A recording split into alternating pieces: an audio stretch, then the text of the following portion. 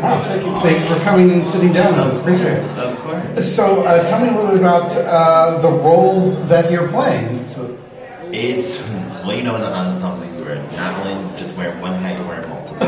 right. But I think probably the biggest part that I'm playing in the show mainly is Old Mr. I feel like kind of funny with how I got that role. Just me just sitting at the reader, just bringing out this voice that I came up with. So tell me a little about then Old Mister. Is there any like what type of person is he? What type of character is he? Or do we even know that information?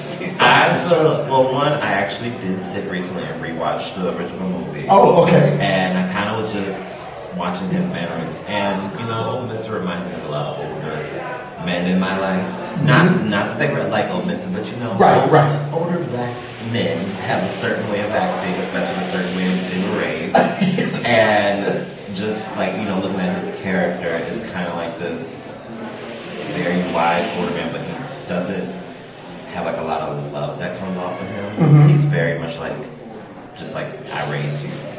I'm not here to love you. I'm just like here to raise you, and everything else you do on your own, right? Sort of thing. And so I'm kind of like working on feeding into that with the character. So kind of just coming off like grumpy in a way, right? Especially the way that he kind of like just comes into the scene is basically just him wanting to see Mister because Suge is here, and he's like, just kind of wants to judge him. There's a lot of judgment that comes off of Mister that I'm really noticing, especially with the dinner scene. He's kind of just sitting there watching everything unfold in front of his eyes and kind of just looking at Mister like, what is going on in your house? Right. Like, what is this? Right. You got your girlfriend here, you got your wife right here yelling at you in person, you about to throw a chair at you, like, what are we doing here? Like, this is not what I told you to do. Yeah. So, was there something that like really excited you about this show that made you want to audition? The Color Purple is, I'll be honest, one of the most iconic black shows that's out there right now, and I've always wanted to do it. And when I saw that there was an audition for it, I was like, you know what, I had not done a show in like 8 years. Wow. And this is my first show in LA. So I was like, what better way than to be back on stage and have my LA debut than be in The Color Purple. And I know it's a big, heavy ensemble show, a lot of dance, and I'm a singer, but I'm also a dancer first, so I was kind of like, you know, wanting to do that and stuff too as well. Wow, yeah. Now, is there a favorite musical that you have? I have a few. Okay, all right. Let's hear them. And some of them I've been into, and it's one of them. I'm going to say the first one's actually at the top of my list, my favorite, and I actually was able to do a production show, and it was great. It's In the Heights. I love In the Heights. Great show.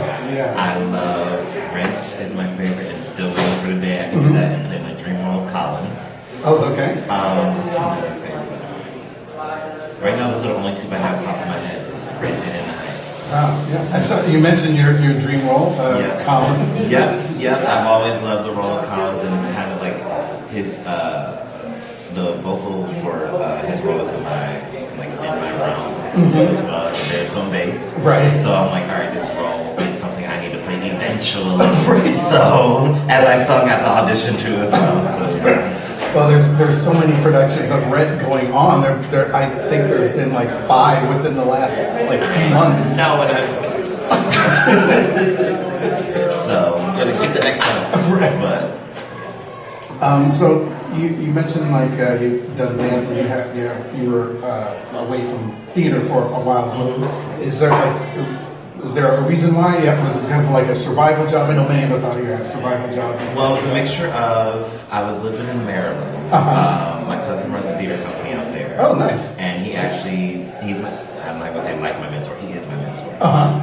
And I used to do summer institutes with their company every year. And it was like you put a show together in 3 weeks. And on top of that, you do master class and stuff like that. And my first 2 productions I did with them was my first time doing Spring Awakening. Which at 18 years old, that was a lot to take in for 3 weeks. Right. I was like, first of all, I knew of the show but didn't know until I was obviously in it. And I'm like, this is an intense show to do in 3 weeks. That's right. As someone who's 18 years old, I'm like, okay, here we go. And then the second year I did Songs from the World, which was great. another show that I would love to do again. And we actually did with a much bigger cast, which I feel like it's better to do with a giant ensemble, especially with those harmonies. Yeah. They are complicated. They are very complicated. They are very complicated. I was like, this show should be done not with 4 people. It should be done with maybe at least 12. Because also, like, it fills up space for some scenes where there could be an ensemble too, as well for some scenes. Right. But yeah, so I was doing shows up there for a little bit. My cousin gave me my first gig in Little Shop as the puppeteer for Audrey 2. Okay, nice. So, and then, you know, the pandemic hit and like things were just, didn't know where I was going to go in life and stuff like that. So I moved back home to Michigan.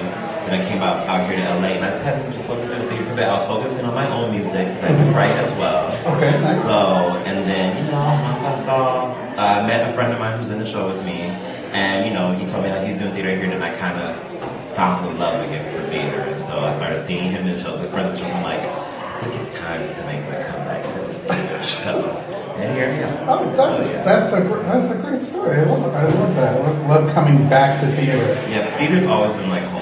Like just the stage, because like even when I was a competition kid, I was always on the stage. So this is like coming back home. Yeah. So you mentioned that you're not from LA. Yes. So what brought you out here? Was there anything specific, or you just decided, we'll just come on out? It's a mixture of things. So when I was leaving Maryland, things just weren't going the way I thought it was. I was also like freshly in my 20s, and like didn't know myself yet. I was kind of felt like I was living in my cousin's shadow for a bit. So I went back home to Michigan. Ironically enough, the week before everything shut down, which was crazy. And I was in Michigan. So, and it was funny, before I went back home and left Maryland, my mother said, why don't you go to LA with your dad for a bit? Because my dad was coming here for work. She told me to go dance at Millennium, which is funny enough, I work there now. But so I started dancing, and I met up with an old high school friend living out here, and he was telling me, I'll never forget his words. He was like, you should come to LA. I said, why? And this is what he said to me. He says, you can survive out here. And I was like, okay. And I was going to come 2020, the world shut down in 2021. I said, you know what, forget it. I'm going to go. And it's actually full circle because in 2008, I did a thing called iHollywood Dance, which is when like So You Think You Can Dance was big, America's Best Dance was big, and I actually danced out here at that convention. So now being here at 28 and living here and doing that, I'm like, this is very full circle. That's another great story. You got some great stories. My life is full of them. So, kind of last question that we like to ask is, why should someone who hasn't seen this show, why should they come see this version of this show?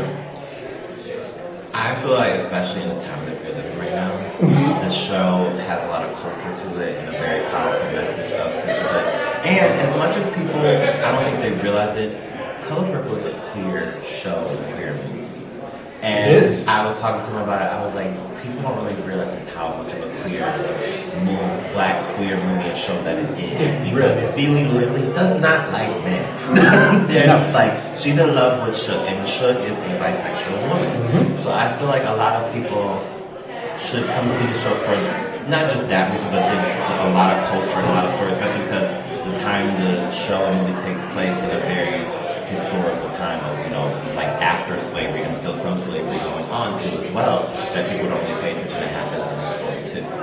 So, especially with like, you know, Miss Millie and Sophia, that's kind of like what was still dealing with women being hired and to the help and kids still being sold and all stuff like that. So I feel like people should see the show because also there's so much more to that than just the story